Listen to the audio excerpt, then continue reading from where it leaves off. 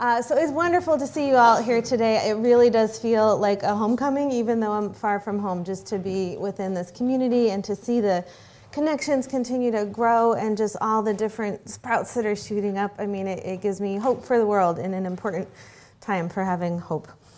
I want to start with some quick introductions. This is my place. I live in Boston, but I really live here.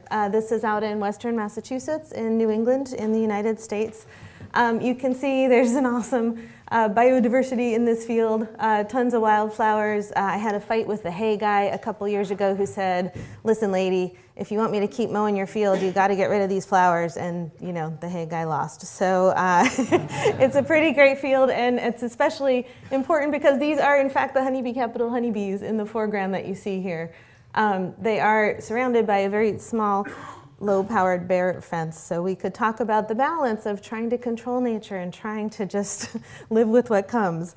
But I wanted you to see this first and foremost. I think for all of us, you know, we have that place that kind of roots us in the world, so if you understand this place, you actually understand a lot about me.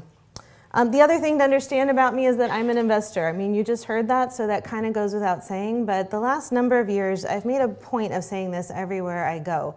When I started in the investment business over 20 years ago now, if you went into a room full of strangers, like at a dinner party, and you said, I'm an investor, the response would be like, oh, and you know, you'd talk about the NASDAQ or a new IPO or something about monetary policy, very friendly conversation. The last 10 years or so now, if you go into that same room of strangers, you say, I'm an investor, the response is more like, oh. You know, there's a little bit of suspicion, a little bit of concern, maybe a little judgment. And for good reasons. You know, we all have seen that our financial system, it's not as robust, it's not as resilient, it's not as just as most of us would have hoped. So I want to proclaim everywhere I go that I'm an investor as my tiny part of trying to reclaim what is really at its core a noble profession, or should be, and not just a money-seeking job. The other piece of my background that's probably relevant is that after about 18 years as a professional investor, I went to divinity school, as we all do. And a funny thing happened when I arrived there. I started to realize that these worlds I thought were completely connected, in many people's minds were not connected. So I was planning to go and told all my friends in finance, hey, I'm heading to divinity school, and they all kept saying things like, Katherine, that's so cool. I'm so glad you found your calling. Which sounds nice, but what it really means is goodbye. You know, not quite you're dead to us, but pretty close. You know, you're going over there, you're leaving us. And then my friends across the river kept saying things like, Katherine, it's so great you're here. We're so glad you've seen the light. Which is kind of funny and kind of mean. You know, to say to someone, I'm glad you've seen the light, you know, boy. So it occurred to me, these groups, they were actually very happy that one another existed, but they weren't at all happy with the idea that they would be connected. As long as it was a little separate, it was very comfortable for everyone. And so when I tried to explain, well, I've been working in sustainability and investing, and I want to extend that into more like regenerative and more creative activity. And actually, I think ethics and morals and finance are already connected, and we just maybe haven't explored that connection as deeply as we could. This was not a comfortable thing. And so if I went back to those same dinner parties, by the end of divinity school, I was saying things like, hey, I'm studying money and morals and ethics and fear. Want to talk? Like... This is not a conversation starter. Let me tell you, a lot of people suddenly had to get a drink very, very quickly. So I realized I kind of needed a bridge, and before I could even actively seek one, lo and behold, I met Janine and Dana and started studying biomimicry. And I was enthralled from the very beginning with the science and the intellectual rigor of the practice, but by the time I finished my studies, another surprising benefit had emerged. And that is that when you start talking about the natural world, before you know it, you're talking about things like mutual benefit and long-term thinking, and you haven't had to jump through all these hoops of anxiety and fear.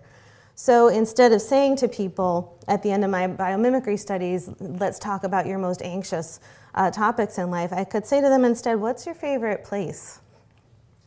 So I'm going to ask you to indulge me just a second here. Some of you have done this with me before. It's been a long day. We've taken a lot of input in. Just take a deep breath together. And picture your favorite place in the whole world. What are you seeing there? What are you hearing? How are you feeling there in that place? Okay, take one more breath. Open your eyes. And tell me how you felt just in that tiny little vacation to your favorite place. Relaxed. And happy? Calm? Okay, so we all know these are great starting points if you're going to make consequential decisions in your life. You want to start from a place of connection and calmness and creativity. You don't want to start from a place of your deepest anxiety. And yet, in the financial world, our starting point is usually something like this. And let me just check before I go on. For how many of you was your favorite place outdoors? Okay. So usually it's like 90%. This crowd is like 100%. Just for a frame of reference, in the US and Europe, we spend about 93% of our time indoors. So food for thought. Again, maybe not this crowd, but I would bet it's not more than 80. So if you want to increase that place of connectedness and calmness, this is the place to do it. So this was kind of my secret weapon when it came to biomimicry. I could lure in all the folks who were fascinated by the science and at the same time get them to do some kind of woo-woo connected stuff. And before you knew it, we were actually having a conversation that would have been very hard to have under any other circumstances. So let's look at this chart again. How many of you feel anxious when you look at this chart? Does it freak you out? Yeah, so this is a thing of beauty to me. Like I kind of grew up as these charts were evolving in finance. And just so you know what you're looking at, this is the S&P 500. It's every single stock sized by market cap. It's a couple years old now. Red is down, green is up. So this is actually not the best day maybe.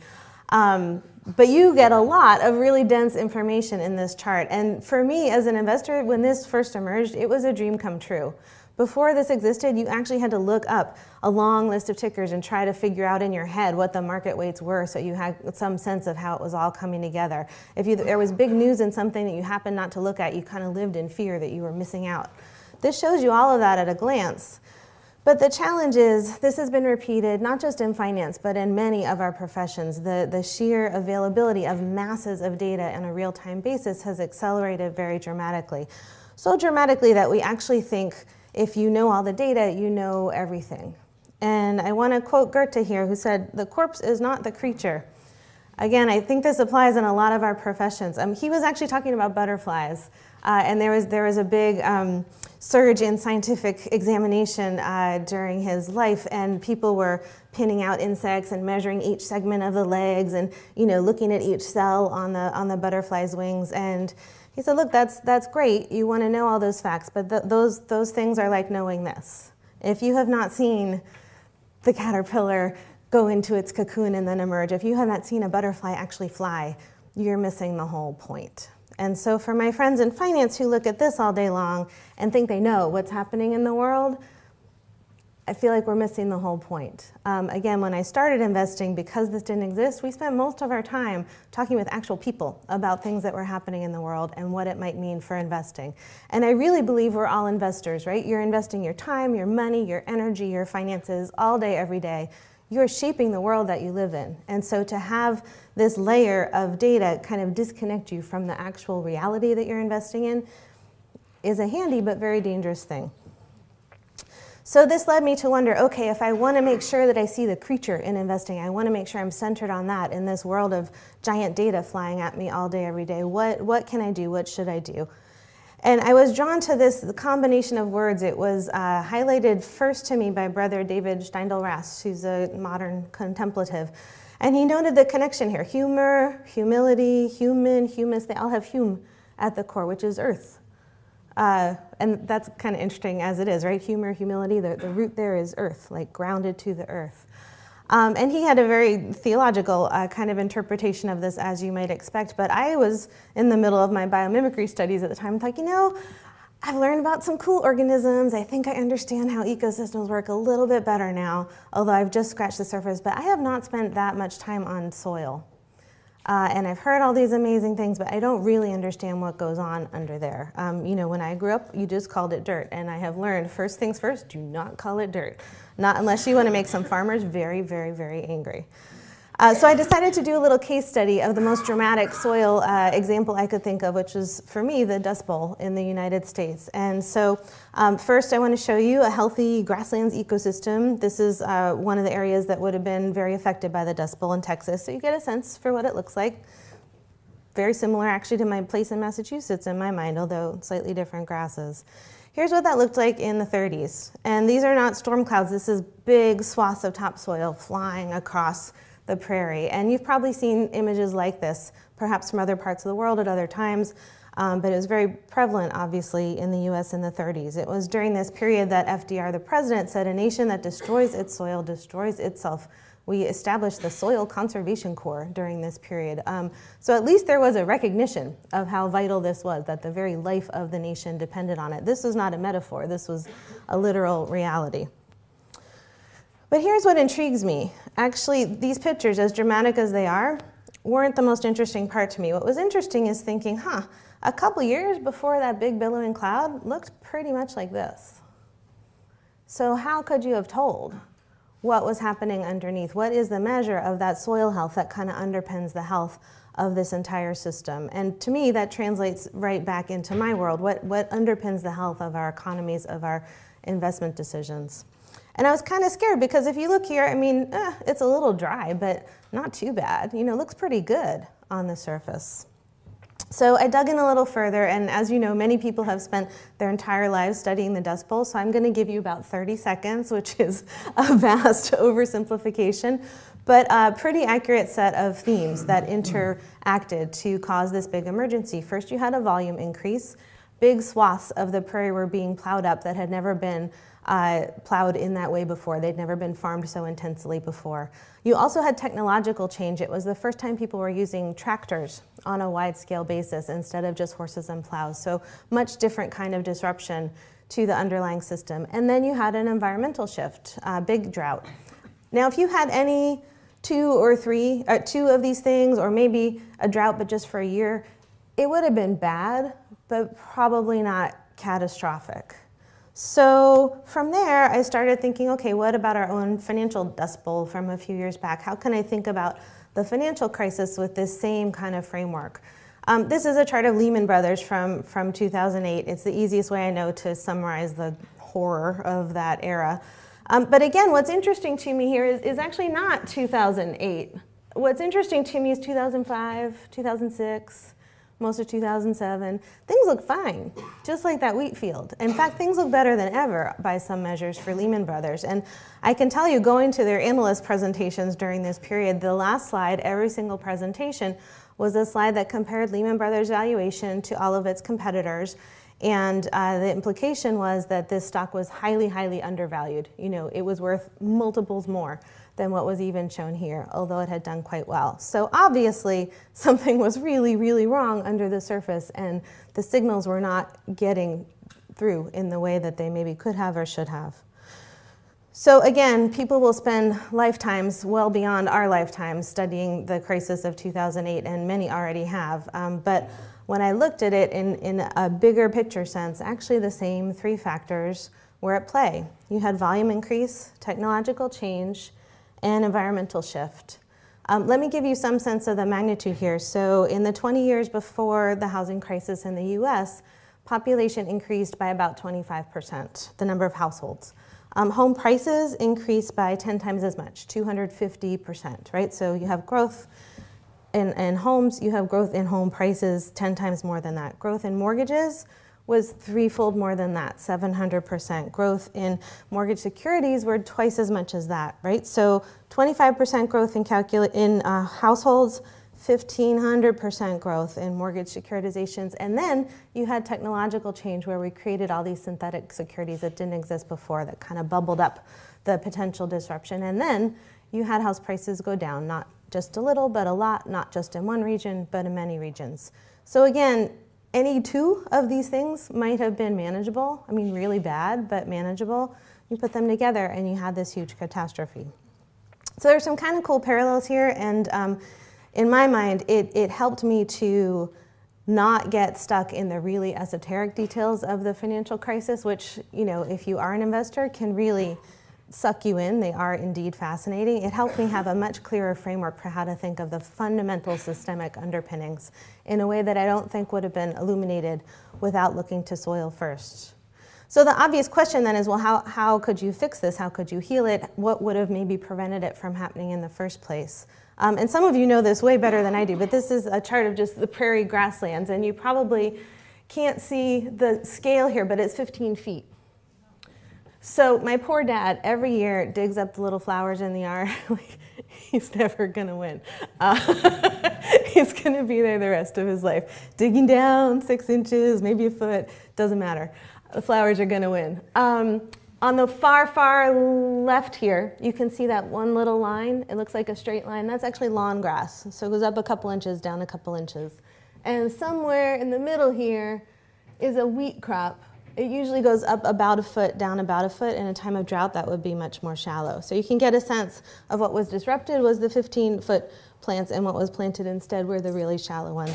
Same thing, I think, in the mortgage world and the financial world during that time. And again, more and more layers, more and more abstract. So, okay, I heard at least 10 people today mention fungus. So is everyone already into this? Do I have to go through? Okay. So usually I have to start from the beginning. People are like, what is that? It looks kind of gross, but I feel like this crowd, like, you know how cool this is, right? So you've got the plant above ground, which is obviously the visible thing. You've got the wheat yield, which is one tiny little piece of what you see above the ground.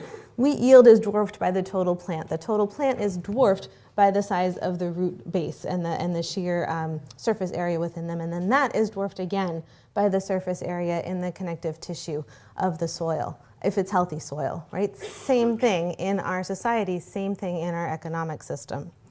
Are you okay on sound? Okay, great. Louder is good. Okay, great. I'll keep going. Is that better? Louder sound. Louder sound? Can you help? Okay. A little bit less audible in the back. Okay. That's nice. All right. Better? Okay. I'll try not to get too excited now or it'll freak you out. All right. So from understanding a little bit more about the mycorrhizal fungi system, obviously the wisdom of farmers since the dawn of time and sort of stewards of our earth came. This is from Elliot Coleman, who's a farmer in Maine, way up north in the United States. That's really all you need to know about him. He's a successful farmer in Maine, where it snows like 9 months of the year. Feed the soil, not the plant. And what has troubled me in finance is that a lot of our solutions, even the most well-intentioned, well-researched solutions in the sustainability sphere, they're at that level of the wheat kernels, or maybe the level of the wheat plant, but they're not really able to get underneath to really feed the soil. So here's a neat question: what would that soil look like in finance? And I'm going to tell you a little bit more about what I've done in my work the last few years to try to start to get at that root layer and beyond. So first, let's review again. This is familiar to a lot of you. What design principles are really valued in most of our business and financial settings? We value things on still kind of a factory model, right? Standardization, specialization, leverage, speed. These are things you get paid for in that world, and they're things that often are profitable, so long as nothing's changing, which means almost never, right? Things are always changing. So you need to complement that at the very least with some of the elements from the right-hand side of this picture: nature, diversity, redundancy, appropriate response, adaptation. This is familiar to those of you who have already studied biomimicry, but I would ask you, even though you're committed to this field already, step back and think, how many hours of your lifetime have been spent really honing your skills on the left-hand side of this page versus the right-hand side? For me, my entire education and really my entire professional life until relatively recently, even the parts that were focused on sustainability and regeneration, were still very firmly planted, so to speak, on this left-hand side of the page. It's only recently that I've been able to start to cultivate the skills on the right-hand side. I've been rewarded my whole life for solving problems quicker and more cleverly than anyone else. And that is not the thing that is going to, that's going to get us where we need to go. So I went old school here. I used an older version of the biomimicry principles just to see if it highlighted anything in my own work that was maybe different from what I had originally sketched out in my studies and in the book, Nature of Investing. Most of you already know these principles. I'm just going to take 3 and give you some quick highlights of what we're doing, and the hopes here is that it might highlight some opportunities in your own endeavors. A lot of attention in investing is still going into what to invest in for a regenerative economy, and that's hugely, hugely important, but I believe just as strongly we need to rearrange the investment process itself. Without doing that, you're going to have a mismatch between what you're trying to achieve and the tools that you're using to achieve it. So that's my main focus. So first, nature runs on sunlight, right? Take what's available and use it. A conventional financial model is very transaction-centered. Usually it has a high emphasis on proprietary access to data or investment opportunities, and there usually are voluminous upfront contracts and payments to be made. It's a very intense business for anyone who loves paperwork. Our honeybee model, we tried to take the opposite of that, and I want to maybe highlight how unusual this is. I think we are the only research firm that works with Wall Street where our research is open access completely. You can see anything, anytime. This is not supposed to work. You know, anyone who took Econ 101, like if you offer something for free, people will take it for free. You will get $0, maybe negative dollars, because it's going to cost you something to produce it. In fact, this works.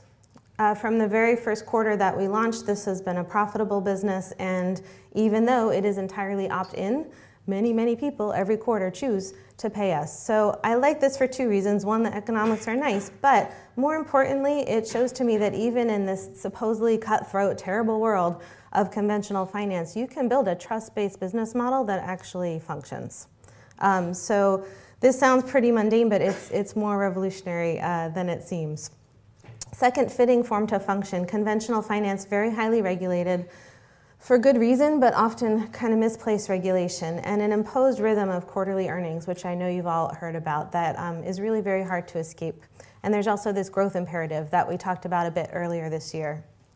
For our model, we are a research firm primarily because that allows us to be self-regulated for the most part, which is a really terrific liberation from a lot of unhelpful constraints. We've established a seasonal rhythm so that actually our kind of outbound work is mostly in the spring and the fall, and our inbound kind of reflection and growth-oriented work is in the summer and the winter. This has been great for our business. Maybe more importantly, it's been great for our team. And we have grown steadily, but that has been an outcome, not a strategy in and of itself. And then finally, recycling and cooperation. A conventional financial model is very competitively centered. The heart of conventional economic theory is a zero-sum set of models. So to win, if you're using anything based on those models, which is most of modern finance, the pie doesn't move. So if I want to add an investment here, I have to take away an investment somewhere else. For me to win, you have to lose in that model. It locks us into not only a competitive mindset, but I think in some cases a predatory mindset. So this sounds really geeky, but this zero-sum mentality that is baked into the theory and the tools of finance and investing, I think, is one of the most insidious, kind of deepest bad roots that we need to kind of uproot. Everyone knows that in reality, the best investments in the world are those that create a new pie or grow the one that exists currently, and yet our tools don't map to that reality at all.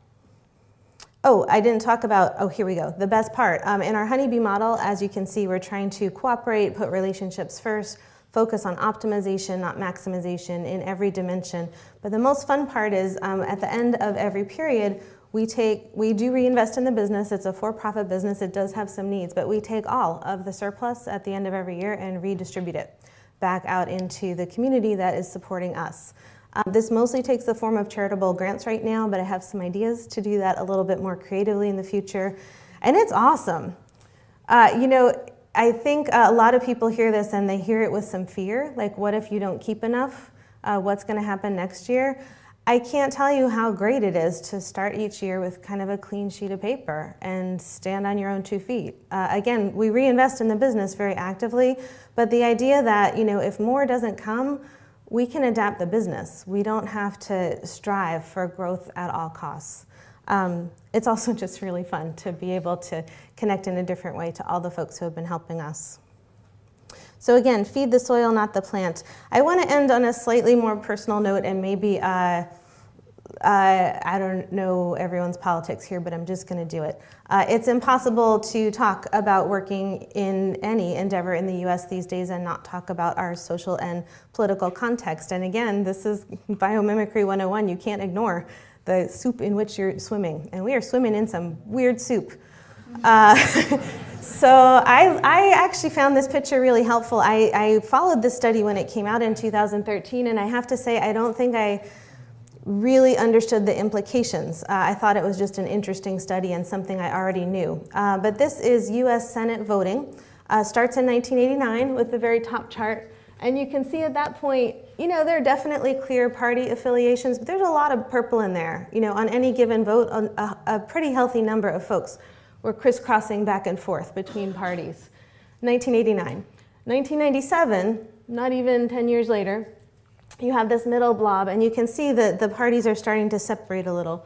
But still, there's a decent amount of crisscrossing in the middle. In 2013, not that much later, I was shocked by the shortness of this time frame. The parties are almost completely separate. Almost no one votes against their party ever for anything. You can see that this is not a healthy system, right? It doesn't really matter what this chart is of. This is not a coherent picture. And it has raised some really fundamental questions, I think, not just for businesses in the US, but for human beings in the US.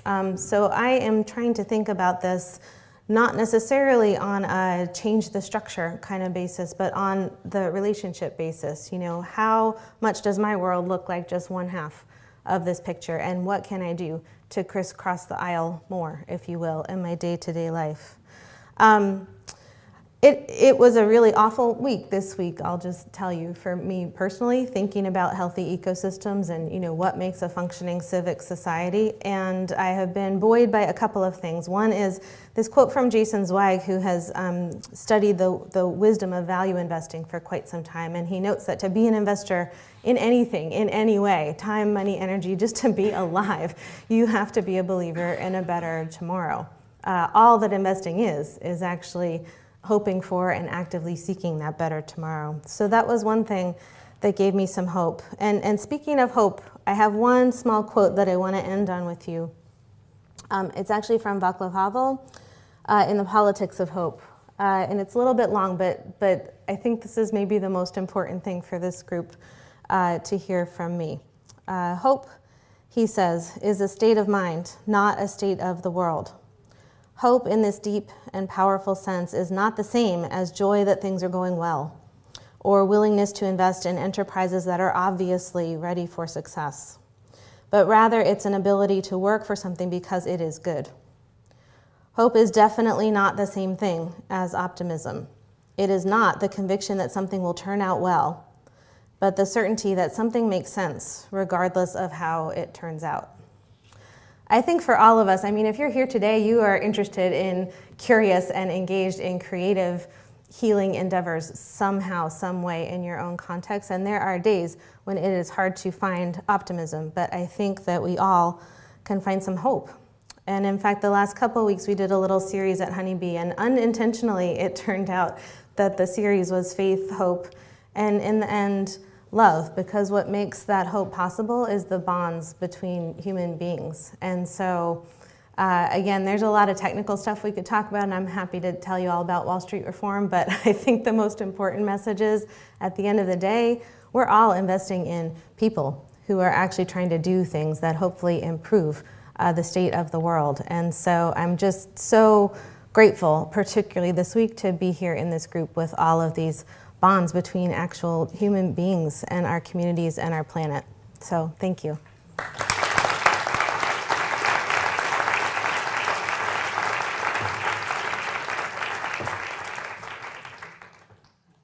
you so much, Katherine.